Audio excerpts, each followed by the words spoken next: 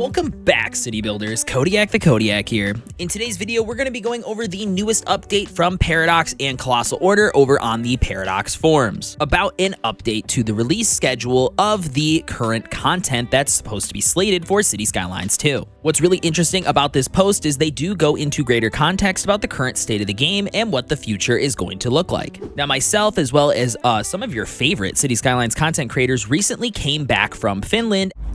Am I in the way? Yeah, can you move down? Yes.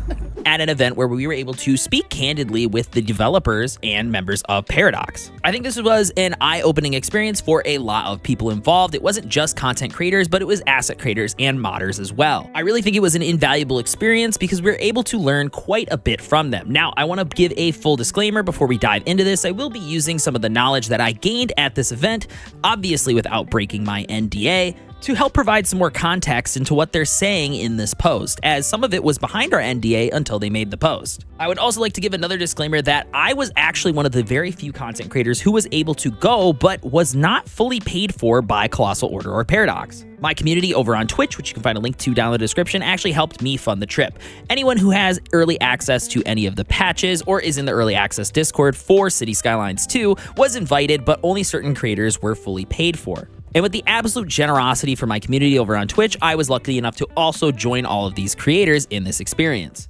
So I just want to give the full disclaimer that I was not paid in the slightest to go to this event. In fact, the only thing that I think was covered was maybe some few merch and goodies here and there and the food during the events, which was pretty negligible compared to the flight cost and the hotel room. I'll probably do a video sometime in the very near future going over everything that I kind of experienced while I was there. But before we dive on in, I would like to say that I think almost everybody who went to this event left with a bit more of a positive opinion about the future of the game. Many of the things that we discussed directly with the developers about the past, the present, and the future were really eye-opening, especially for a lot of people, and left us with a lot of hope for the future of the game. So if you're interested in hearing about anything related to the experience in Finland or any of my breakdowns on developer updates, please make sure to subscribe, hit that like button, and do not forget to turn on notifications so you can keep up with all the Cities Skylines 2 news, tips, and tricks.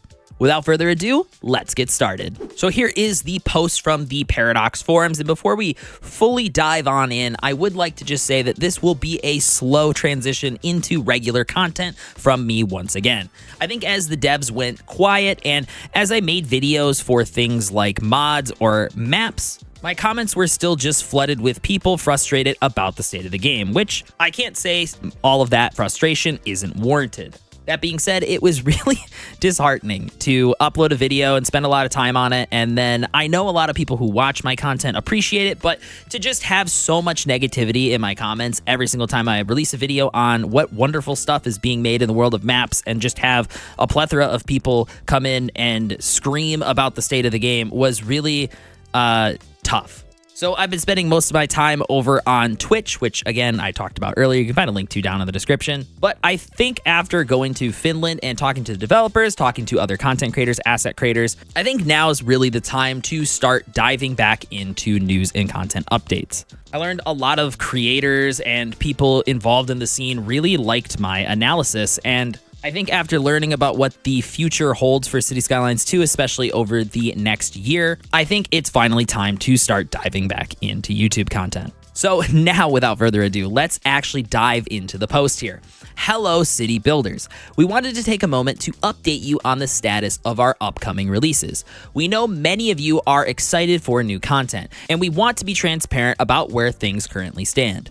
The 2 content creator packs, Modern Architecture and Urban Promenades, have been completed by their creators, so these are done. While the Economy patch, Detailers patch, and Decoration patch are all part of our commitment to improving the base game, we are well aware that the Asset Editor is one of the most crucial remaining features in fulfilling our promise to make mods fully available in the game. And I will say, speak candidly to you guys about my experience talking with the developers. They are very well aware that the Asset Editor is essential to the future of the game, and that if it is not implemented, that Cities Skylines future is functionally non-existent for a lot of people. They are incredibly well aware of that. To ensure we don't split our focus, we've made the decision to push the release of the creator packs to Q4. So these have been delayed from Q3 to Q4. I think they realize that if they release content that is paid while the game is not currently in a state that players find acceptable, they know that there's going to be blowback from that. Even though these are fully packaged and they were created by content creators in the scene,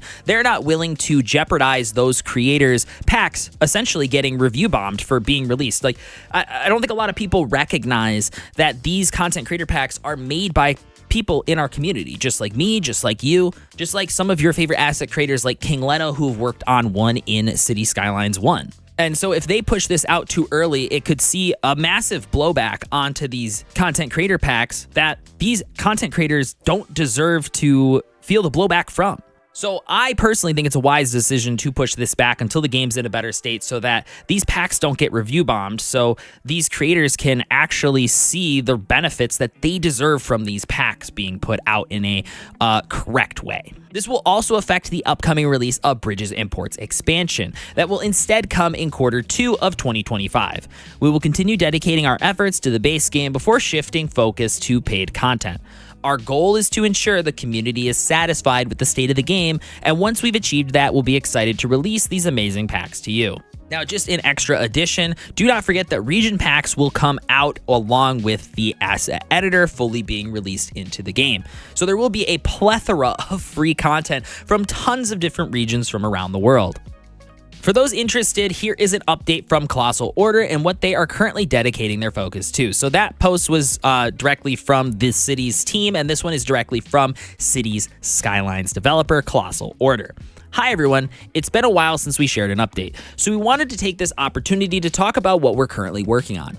While we don't have a timeline to share at this point, we can share our current priorities. At the very top of our list is support for custom assets for the editor and finalizing the console version of Cities Skylines 2.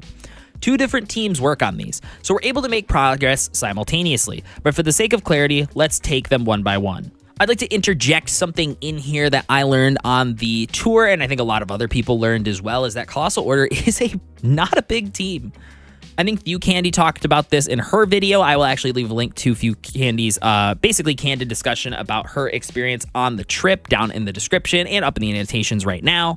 But there is a single table in the Colossal Order office that fits every single employee that works in the office. So when they have their weekly or daily meetings, I don't remember what they said, every single employee can sit at this one table. So Colossal Order is not a massive company. I know before when I was talking about going on this trip, I heard some people complaining about how if they didn't pay for all these creators to go on this trip, they could actually fix the game. When people say that, to me, it shows their hand that they really just don't understand how game development or software development works. You can't just throw money and developers at a problem and expect it to quickly resolve itself. Sometimes too many chickens in the coop is a problem. After talking with some of the developers who are just normal people at the end of the day, many of the people who work for Colossal Order are just people wanting to make a really cool game, they understand that as well. If you have too many hands in the pot, it becomes too much to handle. I know this from working in video production professionally. My job is a video editor, and I work for companies doing freelance work. And right now, I'm working on a project that's a big end-of-the-year project for a very specific client. And they specifically came to me because usually they have multiple freelancers do smaller parts for the project, and then they all come together to make one big project. And they found that actually just making one person do it, that one person being me, and making it all homogenous creates less issues in the long run. And the same thing can be said for game development and software development as well. So it's really important to remember that when they say two different teams work on these so they're able to make progress simultaneously, both teams are not super large. The team that's working on the console side of the game is also a completely separate team as well. I don't believe that they're even in Colossal Order's offices.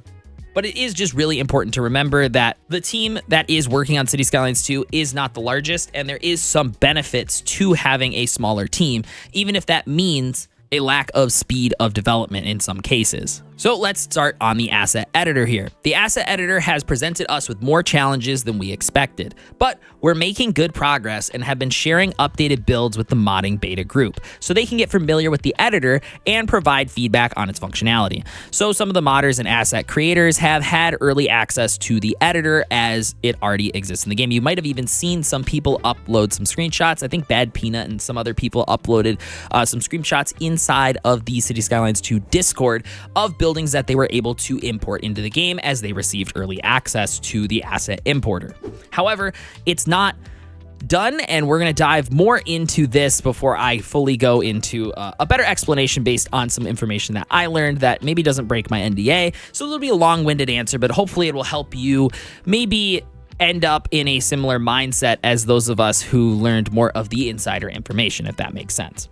While we have done some initial testing with importing, saving, and sharing processes, more work is needed before we can release the beta version of the editor for public use. So all of this functionality exists, it's just not functioning the way it should for a public build, because not everybody's going to know how to work the ins and outs of a more technical process here. Like maybe there's a bug here, so you have to do this to work around, and like those things need to be fixed before everyone can utilize it and can download things, right?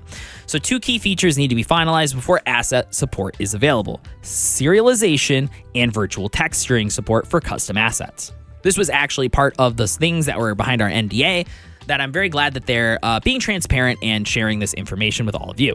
So serialization is a process that turns meshes, textures, and asset information into easily shareable files, similar to the .cok files that are created when saving maps. Virtual texturing plays a key role in optimization as it reduces GPU memory usage. I'd like to focus in on the virtual texturing side of things. So virtual texturing plays a key role in optimization as it reduces GPU memory usage. Without virtual texturing being fully implemented in the way that they want it to be implemented, your GPU will become overloaded quite quickly with custom assets. All that information will get stored, I believe, in your VRAM. I could be wrong. If somebody knows better than me, please let me know down in the comments. But essentially, it will just absolutely nuke your GPU. And since their goal is to get the game in a more optimized state so console can actually play the game, it is really important that they tackle this issue very specifically. Once they are ready, we can finalize the asset side of the editor and set a timeline for release. We know you've been itching to have custom assets to help you bring your city dreams to life, and we're equally excited to support the amazing asset creators in our community. 2 really important things that I learned from this trip. 1, Colossal Order is incredibly aware of how important mods and custom assets are to the game. They are very well aware that the future of the game is functionally dependent on getting these creators the ability to put their dreams and visions into the game. They're very well aware of that. And they're also very well aware that you want to utilize them and that it is a very important part of the game to so many people who play it, especially with Paradox mods making it so easy for somebody to download these assets versus how the Steam Workshop worked, which was buggy. It is incredibly important that they get this stuff handled before the asset editor comes out, and they are very well aware of the priority of it. Now let's move on to console. Regarding the console version of Cities Skylines 2, we don't have any news beyond what we shared last time. We continue to work on it, and we'll share an updated release window as soon as we have one. They are still actively working on the console version of the game. They've stated it multiple times at this point. They're not abandoning it or giving up on it, as far as I know. Some people might forego certain aspects of the console version. If you're a PC player, you might not care about the console version of the game. But one really important element of the console version that I believe is being worked on by that team, I did not ask, is the controller support. Right now, in the current build of the game, you can plug a controller in and actually play with controller support available. As far as I understand, it is being worked on by the console version of the game. I don't actually know, and this is a very important thing in terms of accessibility. A lot of people maybe don't know this, but a lot of controllers that are made for people with mobility issues or function and control issues functionally work on controller support. So they remap the way the controller works to work for their controllers. So if you are somebody with maybe a disability, it might actually be essential that you have that controller support. So from an accessibility standpoint, this needs to be in the game, in my opinion. I am a big advocate for developers making sure that people who have maybe mobility issues or need to use these more functional controllers have the ability to do so. So I think this is absolutely great, and every time I see updates to the controller, I am very happy. Now let's move on to hotels and tourism. We see your frustrations with this issue and want to assure you that it's the top gameplay issue we are currently investigating. We're making adjustments to the likelihood of hotels appearing in your commercial areas and going through all the bug reports we have related to tourism. which is functionally them not existing really at all in any of my cities. So I'm glad that that is actually being tackled. Once we have a fix ready, we'll share more information similar to what we did with homelessness. Now let's move on to Detailers Patch number 2. As promised, we have more detailing features in the works, and the decorations menu of patch 1.1.8 F1 was only part of that. As they stated in that developer post, as far as I understand it, the decorations menu was just pushed out because it was ready and it was in the build that they had with whatever they thought was the homeless fix, which didn't end up actually fixing some people's homeless issues. So then I guess there's another bug that they need to fix now when it comes to homelessness, but it was just ready to go in that build. So they just pushed it out early, which has been great for a lot of people who play vanilla. Now they can actually customize their cities. I think it's also important to remember that, you know, a lot of these features like the decorations menu were probably planned out as something they wanted to add to the game, but they just ran out of time. I think that really is the story that I've kind of felt after meeting with the developers, is that they did have all of these grand ambitions for the game, but they kind of just ran out of time. If you look at a lot of modders or listen to what they say about the game, especially when it first launched, a lot of modders were very surprised by what the back end of Cities Skylines 2 looked like. It is quite a playground for a lot of the modding community that currently exists, but also a lot of the early modding features were built off of stuff that already existed in the game. And my assumption from day one has been that a lot of the stuff that exists on the back end were features that they wanted to implement, and they just ran out of time. So as we read on here, since we're still working on content, we won't reveal details yet, but we can share that we're looking at adding road-related decorations and a line tool for placing props and trees. Now we obviously have Road Builder courtesy of TDW and the line tool courtesy of Algernon. Now I don't know this 100% for certain, but we could make a safe assumption that a lot of the things that they utilize to make a lot of this stuff were features that existed maybe hidden in the back end of the game. There's a lot of mods that are built on stuff that's in developer mode that we just don't have access to. And modders give us a handy-dandy interface and the ability to access those features in a useful way. My assumption, I don't know this, I did not ask Colossal Order this, so just don't, this is not like anything from the event, but my assumption has always been that a lot of these features that are hidden in developer mode were intended to be public features that they just never got around to adding. And there is so much in the back end of the game. If you ask any modder, they'll tell you the same thing. So it's really awesome that they're finally able to add things like road-related decorations and line tool for placing props and trees. I think the road-related decorations, I don't know this for certain, but hopefully it means like replacing the trees on the side of the road as a base game feature instead of just utilizing tree controller. And then obviously a line tool built into the game will be absolutely fantastic for props and trees. I think that's something that a lot of vanilla players will really, really enjoy. Our focus with Detailers Patch 2 will be on the features rather than new assets. So while we expect to have a few new things for you to place, it won't rival the first installment when it comes to variety. So not too many new things to place, but it will be more function over content. Next up, bug fixes and feedback. Besides the above, we are working on fixing bugs and incorporating your feedback wherever possible. We prioritize bug fixes based on how severely they impact the gameplay experience. So for example, crashes are at the top of the list. If you encounter a crash, please share details so we can reproduce the issue and fix it. We also follow discussions in the community and make sure we address the issues that annoy you the most, so we can improve your overall experience. We are grateful for all of the bug reports you have shared with us. The information and attached saves help us narrow down the cause and test if the fixes do the trick.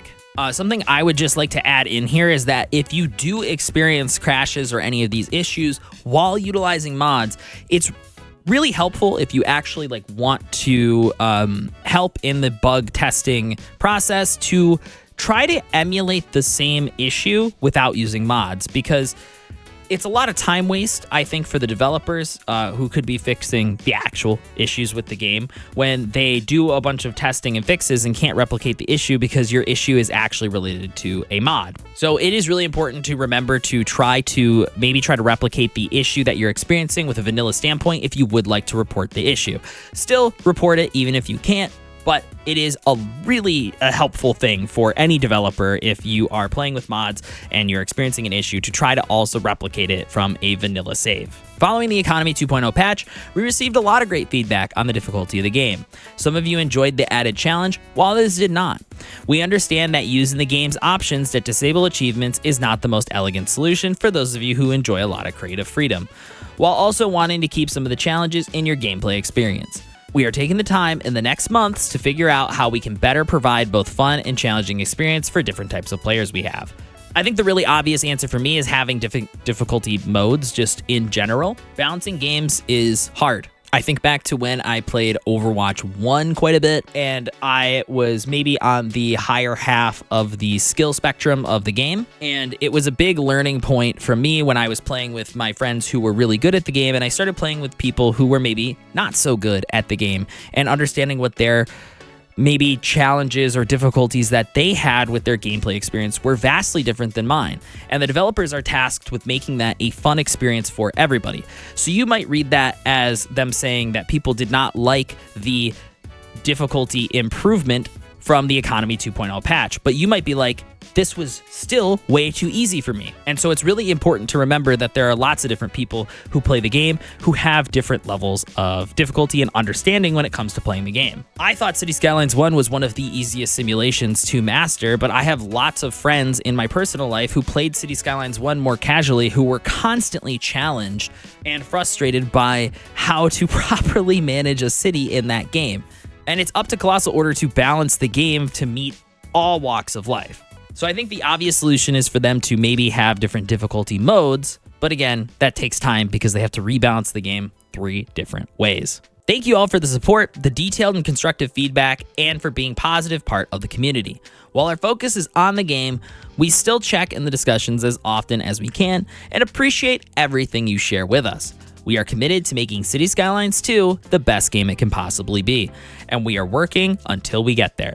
I don't think that any creator that went on this trip, whether they paid for that experience themselves like I did, or were paid for by Colossal Order and Paradox to go on to the trip to talk to the developers candidly, would probably disagree with that statement. After reading this post and meeting with them, the number one takeaway I kind of had from the development team and the post here is that they are definitely committed to making Cities Skylines 2 exactly the way we all want it, or at least envisioned it in some regard. They are not currently oblivious to the way that the game was released, and I think to them, rather than dwelling on the past and dwelling on what they could have done differently when it comes to releasing the game, they have just put their head down and put their brains to work on trying to make the game as best as possible. I think the issue is that takes time, and who will they lose in that process? They know this, and this is something that I have been telling people over on Twitch for quite a while, is that I think the moment the asset editor is out, it will be one big win for the detailers in the community and anybody who wants to use custom assets. And I think it will completely change the game's landscape for the considerable future. Will there still be issues at that point? Yes, but I think it will appease such a large portion of the player base that I really think that that's going to be the turning point for Cities Skylines 2, where it will finally begin to make its comeback. I am super glad that they put this out and they spoke more candidly to you guys as well, and I hope I provided maybe some extra insight that maybe you guys didn't have or weren't privy to. I'm very excited to start making videos again. Hopefully I don't get burned out from all of the negativity. It was a really fulfilling experience going to Finland and talking to everybody. I think I had a bit of an imposter syndrome when I first got there, where I maybe didn't think that I belonged. But hearing a lot of other creators and even some of the people who work on the game saying, oh yeah, I watched your videos. I actually really enjoyed the insight that you provided, or I would go to you for a news and content update, really made me rethink my place in the community. So thank you guys so much for watching. I appreciate it. If you want to see more of me, check me out over on my Twitch. Otherwise, make sure to put the notification bell on so you guys can keep up to date with all of the Cities Skylines 2 news. Now, I'll let you guys get on with your day. I've been Kodiak the Kodiak, and I'll catch you guys in the next one. Deuces.